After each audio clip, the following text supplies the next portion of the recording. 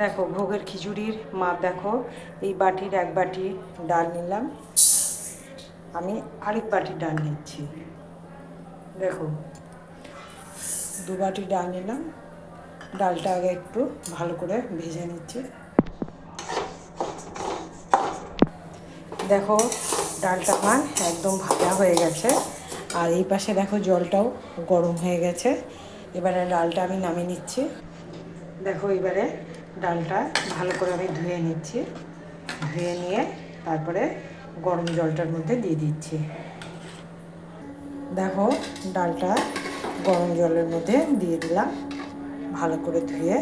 এরপরে আমি ডালটা একটু সিদ্ধ হোক, আমি এরপরে চালের মাপটা দেখাচ্ছি।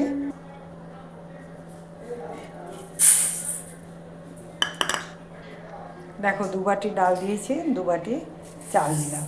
এবারে চালটাকে আমি ভালো করে ধুয়ে নিয়ে আগে চালটাকে একটু ভালো করে কচলে ধুয়ে নিচ্ছি। দেখো ডালটা বেশ কিছুক্ষণ ধরে সিদ্ধ হলো, এই যে দেখতে পাচ্ছ। এই অবস্থায় আমি চালটা এবারে দিয়ে দিচ্ছি।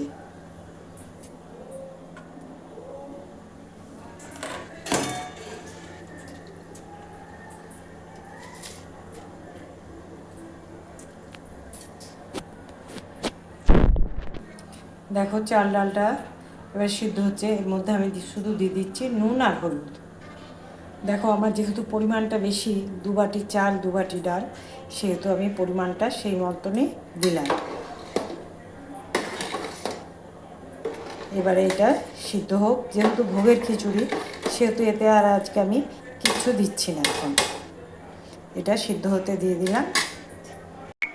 দেখো যেহেতু ভোগের খিচুড়ি সেই জন্য আমি কটা কাজু নিয়েছি আর কটা এলাচ নিয়েছি, এটা হামালদিস্তায় থেতো করে নিচ্ছি।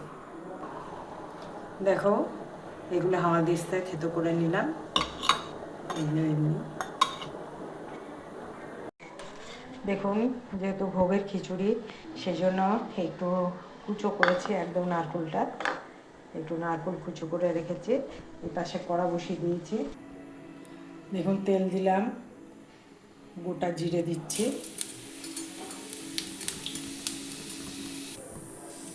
দিচ্ছি 2টো শুকনো লঙ্কা। এবারে নারকেলগুলো দিয়ে দিচ্ছি, নারকেলগুলো একটু লালচে করে ভেজে নিচ্ছি।